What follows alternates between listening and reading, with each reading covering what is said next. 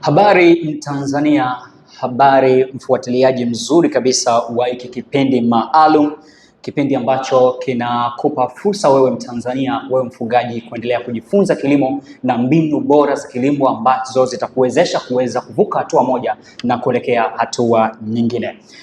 Langu jina naitwa Paul Melkizedek Mzikanyi, ni hosti wa kipindi hiki maalum kabisa ambacho kinahusiana na masuala ya ufugaji, namna gani ambavyo unaweza kufuga ikakutoa kwenye hatua moja kwenda kwenye hatua nyingine.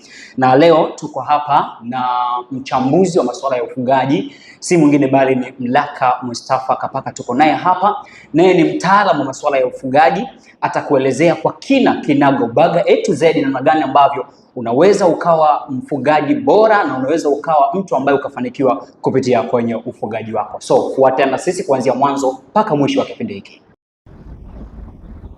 Sawa, Mr. Kapaka, karibu sana.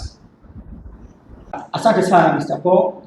Kama alivyosema, mimi naitwa Mustafa Kapaka, natokea Mwalimu Group Limited. Niko hapa kuhakikisha wewe mfugaji, wewe mkulima unapata huduma iliyo bora na haupitii changamoto ambazo zitakazo kufanya ukate tamaa. Utatambua mambo haya tu endapo utafuatilia kipindi mpaka mwisho. Tukiwa pamoja na mtaalamu wa masuala ya ufugaji Mlaka Mustafa Kapaka, leo kuna mada ambayo tutakwenda kuizungumzia ambayo pia itaendelea kutanua ufahamu wako juu ya masuala ya ufugaji bora. Leo tuna mada hapa ambayo tunazungumzia vitu vya kuzingatia kabla ya ufugaji, na hapa mtaalamu wetu atatupitisha hatua kwa hatua. Leo tuko na mada mezani ambayo pia kupitia kwenye hii mada mwalimu ama mtaalamu wa masuala ya ufugaji Mlaka Mustafa Kapaka pia utatusaidia. Mada inasema vitu vya kuzingatia kabla hujaanza ufugaji. Vitu vya kuzingatia kabla hujaanza ufugaji. Mtazamaji, unafahamu kabisa kwamba Watanzania wengi huwa tunapenda kufanya ufugaji kwa kuiga mtu fulani, lakini sio kitaalamu. Tunafuga sio kitaalamu, tokeo lake tunakuja kupata matokeo ambayo yanaturudisha nyuma kimaendeleo. Sasa tukianza hapa na mtaalamu wetu wa masuala ya ufugaji Mlaka Mustafa Kapaka, tungependa kujua ni kwa nini wafugaji wengi wanaanza na baadaye wanaishia kukata tamaa. Nafikiri sababu nne. Karibu. Ya kitaalamu, mambo ambayo yanakwamisha wafugaji wengi ni kama matatu. Ukiyazingatia haya, ufugaji wako utakuwa umefanikiwa. Jambo la kwanza, watu wengi wanaingia kwenye ufugaji bila kujua masoko yatakayowafanya wauze mfugo wao. Jambo la pili, watu wengi wanaingia bila budget kwenye ufugaji. Anaingia anasema nafuga 300 bila hajiandaa budget ambayo inatosha 300 au budget ya kutosha labda ng'ombe 10 au mbuzi 5 kwenye ule ufugaji wake. Na jambo la tatu ni kuzingatia, watu hawataki kufuata zile procedure za afya na usafi. Kwa hiyo mambo matatu kuweza kuyazingatia, lazima ufanikiwe katika ufugaji. Ya kitaalamu, mambo ambayo yanafanya ufugaji usifikie malengo yao na wafeli wakati tamaa ni mambo matatu.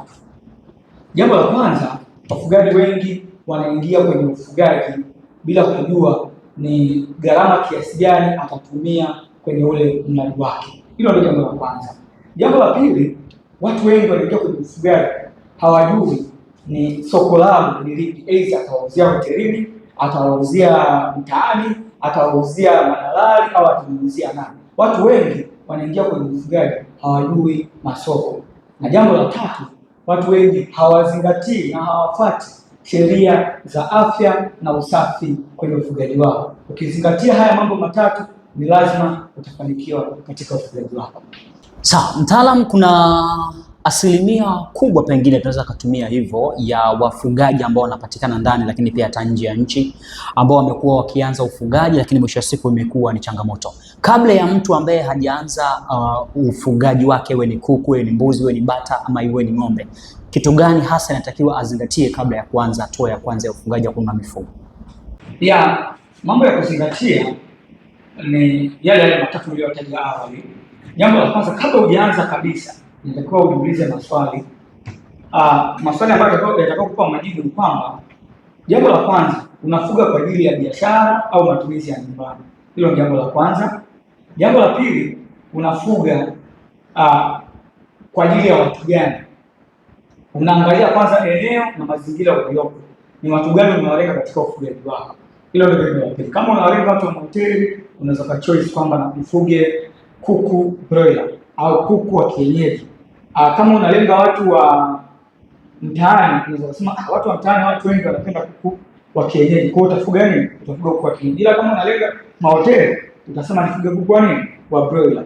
Jambo la pili ni namna utakavyotengeneza soko lako. Hawa watu ambao unaandaa kwenye hii mifugo yangu ndio wateja wangu sahihi na wataweza kununua idadi ya mifugo kiasi gani? Kwa sababu unaweza kukuta soko lilo kuzunguka linawalenga ni watu 300. Afu wewe unafuga mifugo ambao itawalenga watu 1000. Lazima utapitia changamoto kwenye ufugaji. Jambo la tatu la kuzingatia ni budget, kwamba pesa nilionayo au budget nilionayo, je, inakidhi kufuga mifugo wangapi? Kwa sababu watu wengi huwa wanaingia kwenye ufugaji, anakuja na budget ya kukumia, ila asema ngoja nifuge huku 200, ila ndio itapatikana mbele ya safari. Hapo kuna hatari kubwa sana ya kufeli. Yes, mtaalamu umezungumzia pia kuhusiana na masoko na umesema pia mtu inahitajika ajue hitaji la masoko, afuge kulingana na uhitaji wa soko kwa eneo lake alilopo anafanyia ufugaji. Sasa kabla mtu hajaanza ufugaji, atajuaje kama kwa eneo lile lina soko, ama kuna viashiria gani vinaashiria kwamba eneo hili kuna soko la ufugaji? Kwenye utambuzi wa masoko kuna mambo tu machache ya kuzingatia. Wewe kama mfugaji ni lazima uulize maswali machache. Swali la kwanza unatakiwa uulize, wateja wangu ni wakina nani? Aidha ni maduka, ni hoteli, ni wachinjaji au ni wakina nani? Lazima ujue kwanza wateja wako ni wakina nani. Ukishatambua wateja wako ni wakina nani, hiyo itakurahisishia kutengeneza soko. Pia utaangalia wale wateja wako wanahitaji mifugo wengi kiasi gani, kwa sababu kama nilivyosema awali, usije ukafuga mifugo wengi kuzidi soko lako.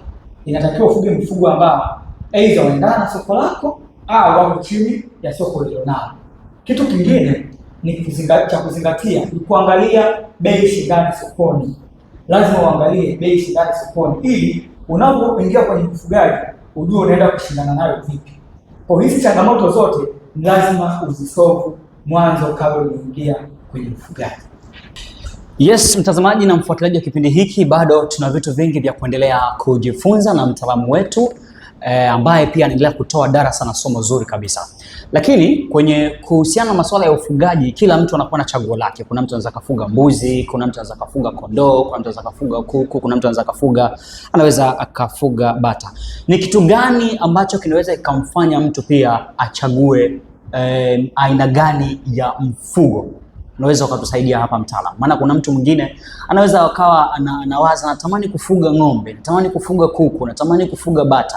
Ni kitu gani ambacho tunatakiwa kuzingatia kulingana na ufugaji wa aina ya mifugo nilionayo? Kuna mambo machache ya kuzingatia kabla hujaingia kwenye ufugaji. Wakati unafanya uchaguzi ni mifugo gani unaenda kufuga, unatakiwa uzingatie mambo machache. Mambo hayo ni jambo la kwanza ni mtaji ulionao. Lazima uangalie mtaji ulionao unakulazimisha kufuga mifugo wapi. Na jambo la pili, unaangalia eneo ulionao, kwa sababu hawa mifugo inategemea maeneo yako yanahitaji mifugo wa aina gani. Ukiwa kwa wale wenye maeneo madogo, tunawashauri fuga kuku, fuga bata, fuga kanga. Lugha rahisi ni kwamba mtu mwenye eneo dogo tunamshauri afuge mifugo aina ya ndege. Ila kama mtaji wako na eneo lako linakuruhusu, tunawashauri fuga mnyama, kwa sababu ufugaji wa mnyama na ufugaji wa ndege, ufugaji wa mnyama una faida kubwa sana kulinganisha na ufugaji wa ndege. Jambo la tatu ni wale watu waliokuzunguka na masoko ulionayo. Lazima uzingatie kwamba huyu mfugo naye mfuga hapa anaendana na masoko ulionayo. Kama anaendana, unaweza kuchagua mfugo ambao unahitaji, kama ni ng'ombe, kama ni kuku, kama ni bata, kama ni mbuzi. Hiyo yote inategemea pia na masoko ulionayo. Kwa mambo ya kuzingatia ni hayo machache kabla haujachagua mfugo wa kufuga. Kitu kingine unaangalia utaalamu ulionao. je, unatosheleza kufuga mfugo huu? Kama una utaalamu na ujuzi mkubwa sana wa kuku, na kushauri fuga kuku, na kama una utaalamu mkubwa zaidi kuhusu mbuzi au ng'ombe, na kushauri fuga ng'ombe. Mtaalamu, umezungumzia pia kuhusiana na masuala ya banda. Sasa swali linakuja, banda zuri linahitaji kuzingatia vitu gani ili kusudi kuweza kuhifadhi hiyo mifugo ambayo mtu anatarajia kuweza kuifuga? Kuna mambo machache ya kuzingatia katika uandaaji wa banda. Mambo hayo, cha kwanza kabisa ni mzunguko wa hewa. Lazima uangalie mzunguko wa hewa kwa sababu wale viumbe hai wanahitaji hewa ya kutosha. Jambo la pili ni usafi na urahisi wa usafishaji. Eneo linakuruhusu kusafisha vizuri. Na jambo la tatu la kuzingatia, usijenge banda sehemu ambayo maji yanatuama. Mifugo wote ambao tunaongelea hapa hawahitaji maji kutuama. Labda kama unahitaji kufuga samaki, unaweza kufuga sehemu ambayo maji yanakaa. Ila pia jambo lingine ni lazima uzingatie kwenye huu ufugaji wangu, nahitaji kufuga maybe kuku au mbuzi au bata. Je, lile banda nalojenga ni banda toshelevu kwenye mifugo ambao nahitaji kufuga, aina au idadi ya mifugo ambayo nahitaji kufuga? Bila kusahau, ni lazima uzingatie, je, banda unaenda kujenga litakusaidia vipi kwenye masuala ya usalama? Kwa sababu kumbuka, kuna wezi, kuna wanyama wakali. Kwa kutokana na mazingira uliopo, hilo banda litakusaidia vipi kwenye swala la ulinzi na usalama wa mifugo yako? Na hapa kwenye upande wa chakula ndilo eneo ambalo watu wengi limekuwa likiwatia hasara. Mtaalamu, unalizungumziaje kuhusiana na swala la chakula kwenye ufugaji? Chakula kina faida gani kwenye mifugo kwa ajili ya kuletea faida? Kuna faida nyingi sana kwenye swala la chakula, kama ulivyoongea awali hapo kwamba ufugaji wa sasa hivi na zamani ni vitu viwili tofauti. Zamani ilikuwa mtu anafuga ile, kwanza unafuga kimazoea. Pili, watu wa zamani wengi walikuwa hawafugi kibiashara. Walikuwa wanafuga kama pambo la nyumbani, kama chakula cha nyumbani. Ila ikitokea kama inahitajika kufanyika biashara, inafanyika ile biashara ndogo ndogo. Ila sasa hivi mabadiliko yamekuwa ni makubwa sana. Hapa kwenye chakula ndio kwenye mzizi mkubwa sana katika ufugaji wako. Ukija ukakosea hapa kwenye chakula, utapata hasara kubwa sana, au utashindwa kuendelea na ufugaji kabisa. Mambo ya kuzingatia, jambo la kwanza ni aina gani ya mifugo ulionao. Jambo la pili, ulishaji kutokana na umri wa mifugo wako. Jambo la tatu ni maji safi na salama. Jambo la nne ni upotevu wa chakula. Hapa kwenye upotevu wa chakula, hapa ndio kuna shida kubwa ambayo inapelekea wafugaji wengi wanakwama.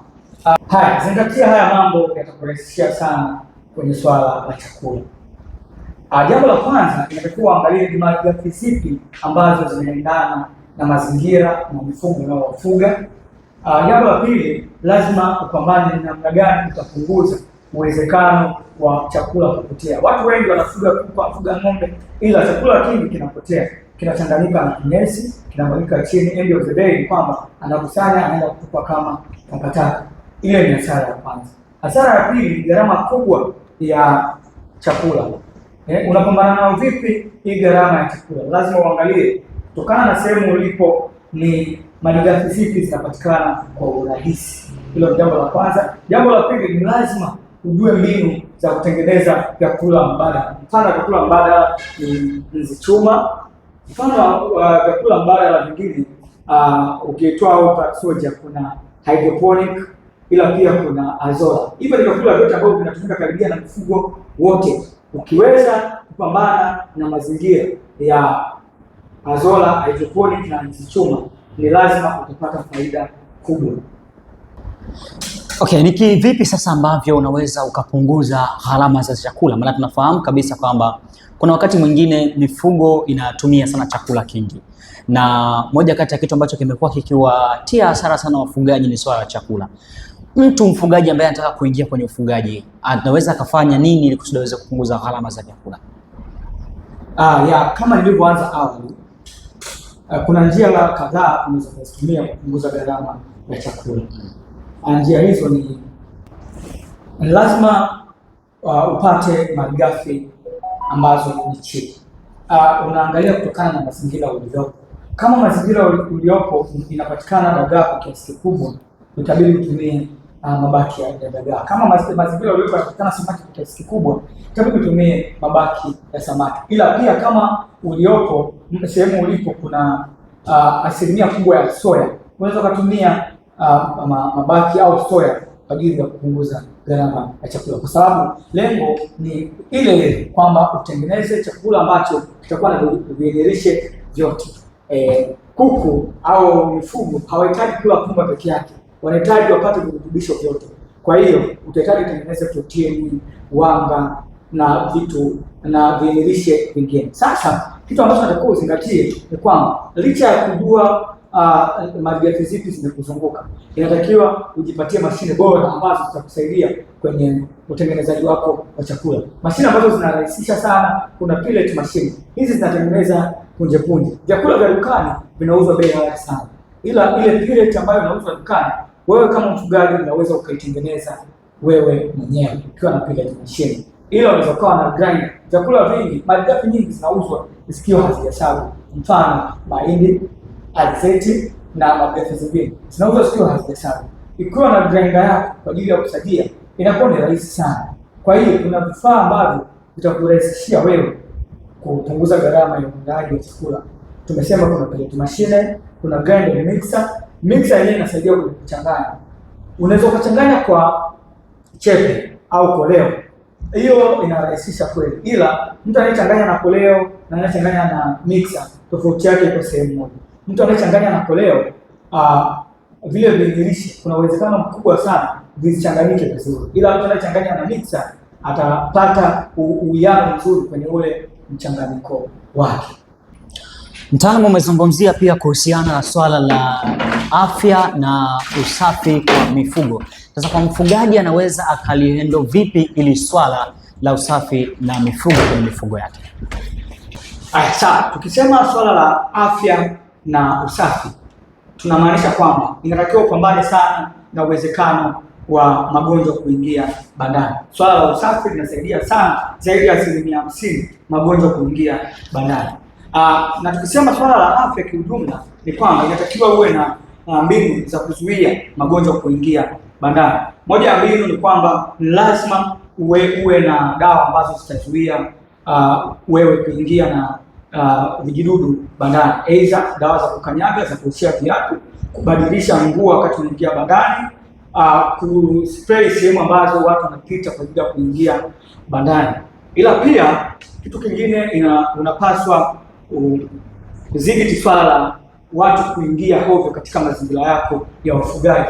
Lazima kuwe kuna utaratibu maalum ya watu kuingia kwenye mabanda yako, kwa sababu haujui huyo mtu anayekuja kuingia kwenye banda lako ametoka wapi, kapitia vijidudu wapi, ili wakati anakuja kwenye kuwatembelea mifugo wako au kutembelea. Ili kupunguza hilo swala, ni lazima uweke sheria ngumu na muhimu kwa ajili ya kuwalinda mifugo yako. Jambo lingine la msingi ni kuzingatia ratiba ya chanjo. Wafugaji wengi huwa wanafeli kwenye ratiba ya chanjo. Jambo la msingi sana ni uzingatie ratiba ya chanjo, kwamba chanjo ya kwanza ni ipi, inapewa lini, na nyingine inatoka baada ya muda gani. Hayo mambo lazima uyazingatie. Na endapo ugonjwa ukiingia kwenye mabanda yako, kitu kingine cha kuzingatia ni kwamba lazima uweze kuwatenga. Kama ni kuku au ng'ombe au mbuzi ambao ni wagonjwa na wazima, lazima uwatenge ili uweze kuwahudumia kwa urahisi, ila pia ikusaidie kwenye kupambana na uendelevu wa kuambukiza mifugo wengine. Kwa kitu cha kuzingatia, chanjo kwa wakati. Baada ya hapo, kama endapo ikitokea ugonjwa umeingia, ni lazima watenge mifugo wako wazima na wanaoumwa, ili uweze kuwatreat vizuri hawa wanaoumwa, na pia uongezee kinga hawa ambao hawajakamatwa na ugonjwa. Kutokana na ushauri wako mtaalamu, unaona wafugaji waanze na kiasi gani cha idadi cha mifugo? Kuhusu idadi ya mifugo huwa tuna ushauri, kwa sababu hilo hapo ndio kuna siri pana sana ambayo mtu anatakiwa kuifahamu. Ni kwamba ukimsikia mshauri anakuambia kwamba anza na mifugo 5, kitaalamu haijakaa vizuri, kwa sababu haya mambo kuna vitu vichache vya kuzingatia wewe kama wewe ni mfugaji. Jambo la kwanza ndio uzingatie eneo ulilonalo. Ndio. Ukubwa wa eneo ulilonalo. Je, hili eneo linatosha kuanza na kuku 20, linatosha kuanza na kuku 100 au linatosha kuanza na kuku 1000? Jambo la pili, ukishajua eneo lako linatosha kuanza na kuku wangapi au banda lako linatoshea mifugo wangapi. Jambo la pili, unaangalia mtaji wa manunuzi wa hao mifugo wako na vyakula kabla hawajaanza uzalishaji. Kwa hiyo unatakiwa uzingatie tu hivyo vitu viwili. Jambo la kwanza, ukubwa wa banda au eneo ambao unafugia. Jambo la pili, mtaji wa manunuzi na vyakula na dawa na chanjo kutokana na mifugo unaenda kuwafuga. Umekuwa mwalimu mzuri na umekuwa mtaalamu bora kabisa kuwafundisha wafugaji, na matokeo yake yamekuwa ni matokeo chanya katika kuwafundisha na katika kuwaelekeza na katika kuona Watanzania na watu ama wafugaji wakifuga. Kuna baadhi ya makosa ambayo umeona. Kwa ushauri, unaona ni kitu gani ambacho mfugaji ama ni makosa yapi ambayo mfugaji hatakiwi kuyafanya kabisa? Kuna makosa kama matatu ambayo mfugaji asijaribu kuyafanya na hatakiwi kuyafanya kabisa. Kosa la kwanza, usianze kufuga bila kujua soko la mfugo wako. Inatakiwa unapoanza kufuga ujue mifugo wako utawauza wapi na shilingi ngapi. Hilo ni kosa la kwanza, hautakiwi kulifanya. Kosa la pili ni kupuuza usafi na chanjo. Moja ya makosa ambayo yanawafirisha wafugaji wengi ni wanapuuza kwenye ufugaji wao chanjo na usafi. Ila pia tukija kwenye kosa la mwisho la tatu ambalo hautakiwi kulifanya. Kosa la tatu ambalo hautakiwi kulifanya ni kwenye uchaguzi wa mbegu bora. Inatakiwa usinunue tu mfugo kama unanunua. No, inatakiwa ununue mfugo ukiwa unajua source ya hao mfugo. Je, tunapata breed nzuri? Tusije tukanunua, mfano unaenda kununua ng'ombe au mbuzi, haujui huyu ng'ombe au mbuzi historia yake ni ipi au ametoka kwenye zao lipi. Na kwa kuku vile vile hautakiwi kununua mifugo ambayo haujui source ya hao mifugo yao. Kuna mifugo ambao wanatoka kwenye vizazi ambavyo ni wana mwili mdogo, utagaji uko chini, kwa mfano kwenye upande wa kuku, ila pia kwenye upande wa ng'ombe ni sio wazalishaji wa maziwa wazuri na pia hawana nyama ya kutosha. Kwa moja ya vitu vya kuzingatia ni hivyo vitu vitatu tu. Moja ni soko, pili ni ubora wa mbegu, na tatu usije ukapuuza swala la usafi na chanjo. Sawa, mtu akihitaji ushauri au vifaa vya kusaidia ufugaji inatakiwa afanye nini? Sisi kama Mwalimu Group Limited tuko hapa kusimamia kwa kila hatua. Changamoto zako zote ni changamoto zetu. Mambo ambayo tutakao kusimamia, cha kwanza ni ushauri bora, ni namna gani utaingia kwenye ufugaji na kilimo na utapata faida. Cha pili, tutakuletea zana ambazo zitakusaidia kurahisisha mambo yote katika ufugaji wako na katika kilimo. Zana ambazo tunakuletea incubator, tunakuletea plate machine, tunakuletea grinder and mixer, na tunakuletea cage bora kwa ajili ya kufugia kuku wako. Na kwa upande wa kilimo tunakuletea power tiller, mini tiller, mashine za kupalia na mashine za kuwekea mbolea na kupandia. Tunakuletea vifaa vingi sana ambavyo vitakusaidia wewe katika kilimo na ufugaji. Sisi tunapatikana Dar es Salaam Goba, karibu na sheri ya Total. Namba za simu ni 0676 176 742. Karibuni sana. Kama ulivyomsikiliza vizuri kabisa mtaalam wa masuala ya ufugaji, na huku mwisho amekwambia kabisa kwamba kuna ushauri lakini pia kuna vifaa ambapo vinaweza vikakusaidia kukuza zaidi ufugaji wako na kuacha kufuga kwa mazoea. Jibu ni moja tu, Mwalimu Group Company Limited ndio suluhisho matatizo yako wewe mfugaji ambaye umekuwa ukiteseka kwa muda mrefu. 0676 17 67 42. Wasiliana na sisi uweze kutatuliwa changamoto yako. Ufugaji wako ndio maisha yako.